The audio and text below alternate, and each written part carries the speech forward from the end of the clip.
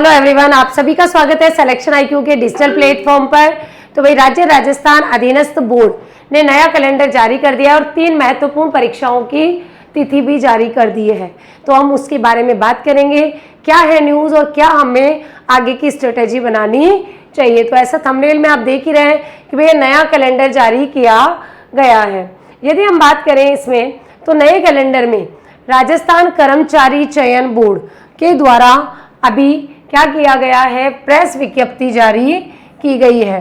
और ये जो प्रेस विज्ञप्ति है उसके माध्यम से राजस्थान कर्मचारी चयन बोर्ड ने एक परीक्षा कैलेंडर, राजस्थान कर्मचारी चयन बोर्ड ने परीक्षा कैलेंडर 2025-26 की विज्ञप्तियों के संबंध में क्या दी गई है जी, तो परीक्षा की तिथियां घोषित कर दी गई है। कौन सी परीक्षाएं हैं? एक है वनपाल सीधी भर्ती। तो वनपाल की जो परीक्षा है, जो कि सीईटी 10+2 के स्तर पर होने वाली एग्जाम है, उसकी तिथि 28 जून 2026 नियत रखी गई है, निर्धारित रखी गई है। तो किसी भी प्रकार की अफवाह में हमें नहीं आना है। इसके अलावा हम बात करें लिपिक ग्रेड 2 या कनिष्ठ सहायक सीधी भर्ती परीक्षा जो है, उसकी भी जो कि 10+2 के बेस पर होने वाली है, इसमें भी 5 जुलाई 2026 की तिथि नियत रखी गई है। यहाँ पर एक और महत्वपूर्ण परीक्षा है महिला सुपरवाइजर, पर्यवेक्षक महिला या महिला पर्यवेक्षक, जो कि सीईटी ग्रेजुएशन की वैकेंसी है। और पहले इस पर बातचीत चल रही थी कि भाई एग्जाम डेट आगे जाएगी। बिल्कुल एग्जाम डेट जो है इसमें आगे जा गई है। और यहाँ पर जो एग्जाम डेट है वो कितनी हो गई है, तो भाई 24 जुलाई 2026 हो गई है। ये सारी वैकेंसीज जो है, अब कोई भी अफवाह नहीं होनी चाहिए, मन में कोई संशय नहीं होना चाहिए। फाइनली अधीनस्थ बोर्ड ने कह दिया है कि भाई इन तारीख पर ही ये परीक्षा आयोजित की जाएगी। तो अगर देखा जाए तो हमारे पास मात्र 1 महीना 2 महीने का समय बचा है। मई चल रहा है, जून और जुलाई में आपके एग्ज़ाम है। तो अब अंतिम समय में आपको तैयारी पर क्या फोकस करना चाहिए उसके बारे में भी थोड़ी चर्चा करेंगे। लेकिन यहाँ प्रेस विज्ञप्ति में एक और बात की गई है कि यहाँ पर क्रम संख्या 39 से 40 तक की जो परीक्षाओं का कैलेंडर पहले जारी किया गया था वो यथावत रहेगा। तो अब इनमें से हमें पता होना चाहिए कि कौन सी जो परीक्षाएं हैं उनके बारे में यहाँ चर्चा की गई है। अगर हम बात करें यहाँ पर, तो यहाँ पर 2-3 परीक्षाएं हैं, जैसे वरिष्ठ अनुदेशक। और अभी जैसे ही वरिष्ठ अनुदेशक में पोस्ट बढ़ी थी तो चर्चा हो रही थी कि भाई एग्ज़ाम भी हो सकता है आगे जाए। तो ये जो वरिष्ठ अनुदेशक की आपकी वैकेंसी है, जो कि 2415 पदों पर है, ये कब होगी, तो भाई ये 22 जुलाई को नियत की गई है। तो भाई 22 जुलाई को ही होगी, जैसा उस नोटिफिकेशन में लिखा है। एक वहाँ पर है कंप्यूटर अनुदेशक की वैकेंसी। कंप्यूटर अनुदेशक की जो वैकेंसी है उसके लिए पद भी बढ़ गए हैं, आपको पता है। और पद बढ़ के जो पहले 300 थे अब 322 हो गए। वो कब होगी, तो ये ध्यान रखना 23 अगस्त को आयोजित की जाएगी। तो 23 अगस्त को इसका आयोजन किया जाएगा और इसका 22 अगस्त 2026 को इस परीक्षा का आयोजन किया जाना है। तो अगर हम बात करें एक और महत्वपूर्ण जो है शारीरिक शिक्षक की, यानी पीटीआई की, तो आप सीधा लिख लो पीटीआई का जो एग्ज़ाम है वो कब आयोजित किया जाएगा। तो पीटीआई का एग्ज़ाम भी आपके डेट पर ही, यानी 13 सितंबर 2026 को आयोजित किया जाएगा। जनरली इन दोनों में पदों में वृद्धि की गई है। तो पदों में जो वृद्धि की है उसके बाद सब बच्चों को लग रहा था कि भाई एग्ज़ाम आगे बढ़ सकती है। तो भाई किसी भी तरह की अफवाह में नहीं उलझना है, एग्ज़ाम नहीं आगे जा रही है, क्योंकि यहाँ पर डेट फिक्स कर दी है। क्योंकि अधीनस्थ बोर्ड ने खुद ने कहा है कि 39 से 44, तो 39, 40, 41, ठीक है, ये तो अपने को ध्यान रखनी है। तो ये 39 है, ये 40 है, ये 41 है, और 42, 43 और 44 ये भाई जो है बोर्ड एग्ज़ाम के लिए रखी गई है, तो आरक्षित रखी गई है। ये तीनों एग्ज़ाम जो है डेट पर होगी। तो अगर हम बात करें इसमें 3 नहीं 6 एग्ज़ाम की जो डेट है वो अधीनस्थ बोर्ड के द्वारा फिक्स कर दी गई है। अब आपको पता है कि अधीनस्थ बोर्ड ने ये बार बार कह दिया है कि भाई आपके जो प्रश्न पत्र का लेवल है वो कठिन रहने वाला है। यानी अब अगर हम बात करें कि तैयारी में क्या करना है, तो तैयारी में सबसे ज़्यादा आपको जीके पर फोकस करना है। तो जीके पे फोकस करने के लिए जैसा मैंने आपको बता रही हूँ कि अधीनस्थ बोर्ड ने बार बार कहा है कि जो अब जो प्रश्न पत्र आएंगे वो कैसे आएंगे, अच्छे स्तर के आएंगे, यानी मतलब कुल मिला के पेपर कठिन आने वाला है। तो हमारी तैयारी भी सॉलिड रहनी है। तैयारी के लिए मैं आपको एक फॉर्मूला देना चाह रही हूँ, वो फॉर्मूला अगर आपने फॉलो कर लिया तो मान के चलिए आपका सिलेक्शन इस बार पक्का है। तो डाट को आपको डाटे रखना है। तो डट जो है वो एक फॉर्मूला है, इसको अगर आप फॉलो करोगे तैयारी में तो आपका सिलेक्शन निश्चित रूप से हो जाएगा। अब आप बोलोगे मैम ये डट है क्या, तो देखो डी से आपको ध्यान रखना है डिटेल स्टडी। अब आपको सिर्फ ऊपरी या वन लाइनर नहीं पढ़ना है, डिटेल या एनालिटिकल स्टडी पर फोकस करना है। अब आप ये बिल्कुल ना सोचें कि भाई मेरा पेपर अनुदेशक का है, वरिष्ठ अनुदेशक का है, वुमेन सुपरवाइजर का ही तो पेपर है, ऐसा नहीं है। कोई भी पेपर हो, अब आपको डिटेल और एनालिटिकल स्टडी पर फोकस करना है। अब आपको वन लाइनर, आपको पता है वन लाइनर नहीं पूछे जाते हैं ज़्यादातर, आजकल कथन वाले, तो कथन वाले जो प्रश्न हैं वो ज़्यादा पूछे जाते हैं, सुमेलित वाले ज़्यादा पूछे जाते हैं। और ये तभी कर सकते हो जब आपने डिटेल स्टडी की हो, इन डेप्थ स्टडी की हो। तो भाई डिटेल स्टडी पे हमें फोकस करना है, चाहे वो कॉन्सेप्ट पे करो, चाहे वो डेटा पे करो। डेटा भी आपको तुलनात्मक रूप से याद रखना है, चाहे वो इकोनॉमिक्स का हो, चाहे ज्योग्राफी का हो, चाहे वो करंट का हो। ए से आपको ध्यान रखना है केवल और केवल ऑथेंटिक कंटेंट पढ़ना है। ऑथेंटिक कंटेंट को अपनी पाठ्य सामग्री में इंक्लूड करना है, क्योंकि चाहे वो आरपीएससी के चेयरमैन महोदय हो, चाहे अधीनस्थ बोर्ड के चेयरमैन महोदय हो, सबने कह दिया है भाई ऑथेंटिक पढ़ो, किताबों की तरफ लौटो। आप ये जो शॉर्टकट या शॉर्ट नोट्स के पढ़ने का प्रचलन है उसको कम करना होगा, इसलिए लगातार वो बोल रहे हैं ऑथेंटिक पढ़ो, अच्छी बुक्स रेफर करो, आप एनसीईआरटी पढ़ो, आप ऑथेंटिक राइटर्स की बुक पढ़ो, अच्छे कंटेंट पर फोकस करो। तो अच्छा कंटेंट होगा, डिटेल स्टडी होगी, तो नो डाउट आपकी तैयारी अपने आप ही मजबूत हो जाएगी। और जब तैयारी हो जाए तो आर फॉर रिवीजन, और रिवीजन भी नहीं, रैपिड रिवीजन करना है आपको।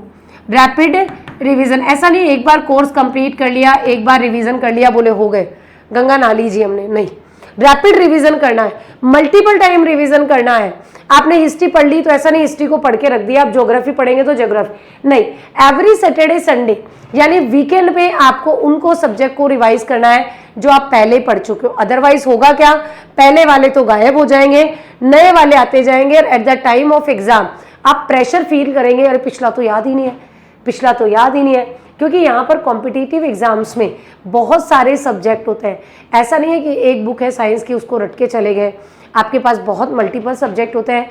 एक ही पेपर में GK India, GK Rajasthan, Hindi, English, बहुत सारे सब्जेक्ट होते हैं। तो मल्टीपल रिवीजन, रैपिड रिवीजन ज़रूरी है। आपको वीकली बेसिस पर रिवीजन करना होगा, ना कि सिर्फ कंटेंट नया पढ़ने पे। तो नया तो पढ़ना ही है, साथ में पुराने का रिवीजन भी करना है। उसके लिए कम से कम आपको वीक में 2 दिन देने हैं, यानी मैं बोलूँ तो वीकली रिवीजन करो। वीकली रिवीजन करें तो सैटरडे संडे ये किसके लिए रखने हैं जी, अपने को रिवीजन के लिए रखना है। और जो नया कंटेंट है या जो टॉपिक है या जो स्टडी है वो आपको मंडे टू फ्राइडे करनी है। T for test, test very very important है, चाहे तो आप टेस्ट सीरीज ज्वाइन करो, ऑनलाइन ऑफलाइन कोई दिक्कत नहीं है, आप PYQs करके जाओ, ठीक है। आपको MCQ करने हैं, आप टॉपिक वाइज करो, आप सब्जेक्ट वाइज करो, ठीक है, कैसे भी करो, आप पुराने सालों के करो या 2025-26 के कर लो, ठीक है, कैसे भी करो, बट आपको टेस्ट देना है।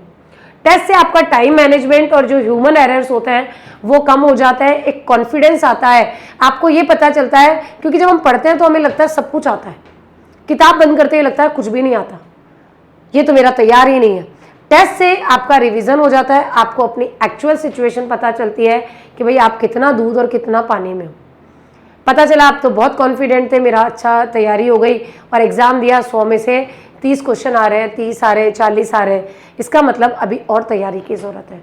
तो अगर आप ये डाट का फॉर्मूला फॉलो कर लोगे तो आप ध्यान रखें आपका सिलेक्शन निश्चित है। क्योंकि डाट में आपने पढ़ भी लिया, आपने ऑथेंटिक भी पढ़ लिया, आपने रिवीजन भी कर लिया, आपने टेस्ट भी दे दिए, तो फिर बच्चा क्या सिलेक्शन में, इतना सब कुछ। और टेस्ट का उद्देश्य ये टाइम मैनेजमेंट, स्ट्रेस मैनेजमेंट। आप पेपर में जाने से पहले घबराहट, हड़बड़ाहट, जो स्ट्रेस होता है वो ना हो, क्योंकि आपने ऑलरेडी पहले टेस्ट दे रखा है, तो आपको आइडिया है कि टेस्ट में क्या। क्योंकि आजकल जीके की हालत बहुत ख़राब हो रही है, चाहे पीएसआई का एग्ज़ाम दे लो, चाहे आप चतुर्थ श्रेणी का एग्ज़ाम देख लो, ठीक है, या आपने रीट का एग्ज़ाम देखा होगा, कोई भी एग्ज़ाम देख लो, इवन लैब असिस्टेंट का जो एग्ज़ाम हुआ है, सभी एग्ज़ाम में जीके अब अच्छे स्तर का पूछा जाता है। ऐसा नहीं है कि वन लाइनर पूछे जा रहे हैं जो आप आराम से कर लोगे, ठीक है, कम तैयारी में चल जाएगा। तो भाई तैयारी को अब तो उधार दे दो, अब कम से कम आप 10 से 12 घंटे का एक शेड्यूल बनाओ। 2-3 महीने आपके पास तैयारी के बचे हैं, तो उसके लिए आपको थोड़ा सा स्ट्रांगली अपने आप को डट के मुकाबला करना है, डट के साथ। तो डट के मुकाबला करो, डट के साथ, तब जाके आपका सिलेक्शन निश्चित रूप से हो पाएगा। इसके लिए सिलेक्शन आईक्यू यानी मेरी टीम और मैं आपके साथ साथ हैं, और इसके लिए बहुत सारे कोर्सेज हमने लॉन्च किए हैं।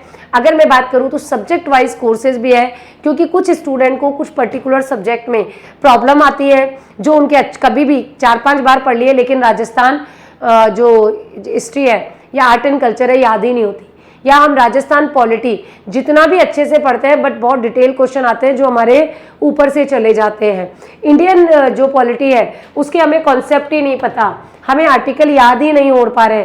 तो ऐसी स्थिति में ये सारे courses, Rajasthan polity, Rajasthan art and culture, Indian polity, Indian history, ये सारे कोर्सेज अवेलेबल है जी सिलेक्शन आईक्यू ऐप पर। तो सिलेक्शन आईक्यू ऐप पर बहुत ही नॉमिनल से चार्जेस पर, नॉमिनल तो इतने बोलूंगी, एक पिज्जा की कॉस्ट में आपको कोर्स मिल रहा है। मात्र 99 रुपए में आप जो सब्जेक्ट वीक है उसका कोर्स ज्वाइन कर सकते हो। अगर आप पूरा कोर्स भी ज्वाइन करना चाहते हैं तो आरएस प्री और आरएस फाउंडेशन का कंप्लीट कोर्स भी हमारे यहाँ उपलब्ध है। तो आरएस प्री और आरएस फाउंडेशन, ठीक है, ये दोनों कोर्सेज भी अवेलेबल है। इन कोर्सेज को आप ज्वाइन कर सकते हैं। सिलेक्शन आईक्यू ऐप को आपको डाउनलोड करना है प्ले स्टोर से। डाउनलोड करने के बाद इन सारे कोर्सेज की डेमो क्लासेस दी हुई है, तो डेमो क्लासेस आपको विजिट करनी है। एज वेल एज आप जो हमारा यूट्यूब चैनल है उस पर भी बहुत सारी कोर्सेज, बहुत सारी मैराथन्स हमने करवाई है पीएसआई के लिए, वीडियो के लिए, वो सारी सब्जेक्ट की मैराथन्स या जो टॉपिक वाइज एमसीक्यू है, Rajasthan history, art and culture, वो भी मैंने बहुत अच्छे से बेहतरीन तरीके से कराए हुए हैं। उनको भी आप अपनी तैयारी में शामिल कर सकते हो। तो सिलेक्शन आईक्यू चैनल पर और यूट्यूब पे आप जाके अपने जो स्टडी है या जो भी एग्ज़ाम है उसका एक ऑथेंटिक बेहतरीन कंटेंट अपने लिए पा सकते हो। तो भाई तैयारी पे आप जुट जाइए। एग्ज़ाम की डेट फिक्स हो गई है, अधीनस्थ बोर्ड ने भी ठप्पा लगा दिया है कि भाई ये 6 एग्ज़ाम, 3 का तो सीधा दे दिया है, और 6 एग्ज़ाम जो है वो टाइम पर होने वाले हैं। किसी भी अफवाह में न उलझे, अफवाहों से बचे, तैयारी पे ध्यान दें। अपने आप का जो कहते हैं ना, आपका पेटी बिस्तर जो है वो बांध के अब सिर्फ और सिर्फ तैयारी में लग जाइए। अपने आप को पूरा समय तैयारी पे झोंक दीजिए। अभी नहीं तो कभी नहीं वाली बात हो जाएगी फिर, क्योंकि अभी नहीं करोगे तो फिर कब करोगे। और ये आपके पास 2026-27 में बहुत अच्छे मौके हैं अपनी सरकारी नौकरी के लिए। फिर भी आपको कोई कमेंट हो, आपको कोई डाउट हो, कोई मार्गदर्शन की ज़रूरत हो, तो आप हमारे हेल्पलाइन नंबर 9929448669 पे मैं व्हाट्सअप कर दें, आपको आपका जो उत्तर है या आपका कन्फ्यूज़न है वो यहाँ पर क्लियर हो जाएगा। अगर आपको वीडियो अच्छा लग रहा है तो वीडियो को लाइक शेयर तो ज़रूर से करना बनता ही है। Thank you so much all of you. पढ़ते रहो, लिखते रहो, अपना ध्यान रखो। Bye bye.